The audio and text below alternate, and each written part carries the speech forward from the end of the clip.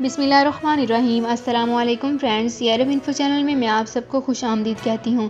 امید کرتی ہوں آپ سب بالکل ٹھیک ہوں گے۔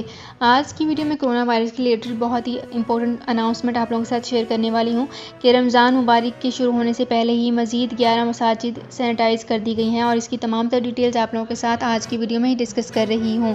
یہ تمام ڈیٹیلز جاننے کے لیے اس ویڈیو کو لازمی سے لاسٹ تک ضرور دیکھیے۔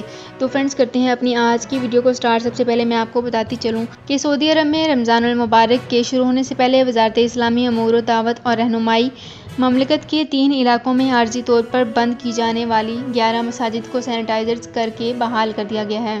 سعودی عرب نیوز کے مطابق گزشتہ 122 روز کے دوران مملکت بھر میں نمازیوں کی صحت و سلامتی کی خاطر 1520 مساجد کو عارضی طور پر بند کر کے سینیٹائزنگ کے بعد بحال کر دیا جا چکا ہے۔ تو فرینڈز، یہ تھی میری آج کی ویڈیو۔ امید کرتی ہوں آپ کو یہ ویڈیو پسند آئی ہوگی۔ اگر آپ کو یہ ویڈیو پسند آئی ہے تو ہمارے چینل کو سبسکرائب کر لیجئے، ویڈیو کو لائک اینڈ شیئر کر لیجئے۔ تو فرینڈز، ملتے ہیں ایک نئی ویڈیو میں ایک بالکل نئی اپڈیٹ کے ساتھ۔ اپنا بہت خیال رکھیے گا۔ اللہ حافظ۔